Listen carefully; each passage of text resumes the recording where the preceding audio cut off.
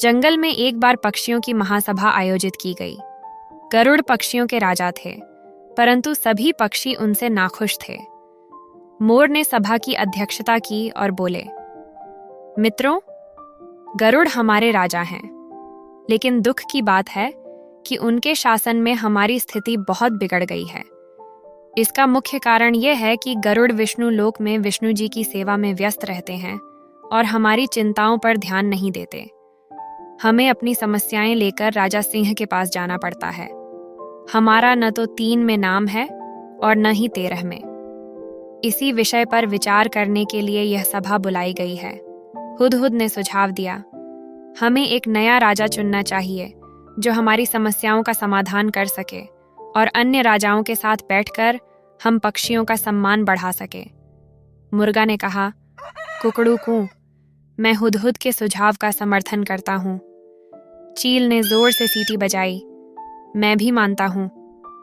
मोर ने अपने पंख खोले और घोषित किया।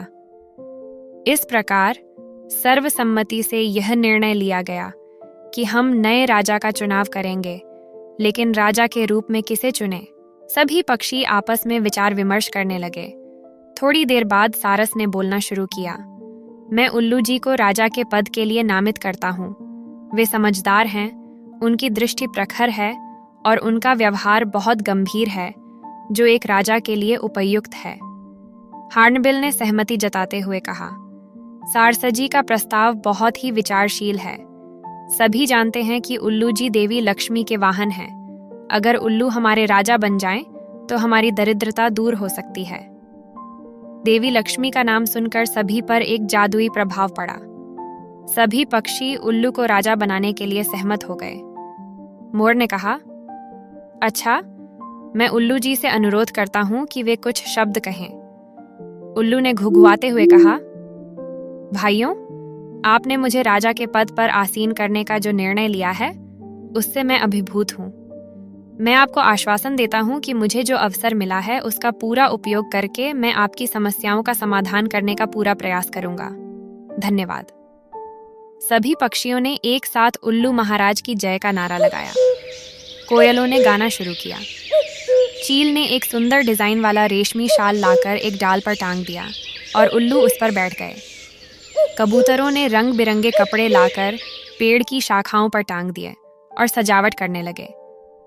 मोरों के समूह ने पेड़ के चारों ओर नृत्य करना शुरू कर दिया। मुर्गों व शतुरमुर्गों ने पेड़ के निकट पंजों से मिट्टी खोद खोद कर एक बड़ा हवन कुंड तैयार किया। दूसरे पक्षी लाल रंग के फूल ला लाकर कुंड में ढेरी लगाने लगे। कुंड के चारों ओर 8-10 तोते बैठकर मंत्र पढ़ने लगे। गोरैया चिड़ियों ने सोने चांदी के तारों से मुकुट बुन डाला तथा हंस मोती लाकर मुकुट में फिट करने लगे। 2 मुख्य पुजारियों ने उल्लू से प्रार्थना की, हे पक्षी श्रेष्ठ, चलिए लक्ष्मी मंदिर चलकर लक्ष्मी जी का पूजन करें। निर्वाचित राजा उल्लू पंडितों के साथ लक्ष्मी मंदिर की ओर उड़ चले। उनके जाने के कुछ क्षण पश्चात ही वहां कौवा आया। चारों ओर जश्न का माहौल देखकर वह चौंका। उसने पूछा, भाई, यहाँ किस उत्सव की तैयारी हो रही है? पक्षियों ने उल्लू के राजा बनने की बात बताई।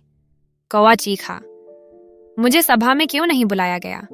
क्या मैं पक्षी नहीं हूं? मोर ने उत्तर दिया, यह जंगली पक्षियों की सभा है। तुम तो अब अधिकतर कस्बों व शहरों में रहने लगे हो। तुम्हारा हमसे क्या वास्ता? उल्लू के राजा बनने की बात सुनकर कौवा जल भुन गया था।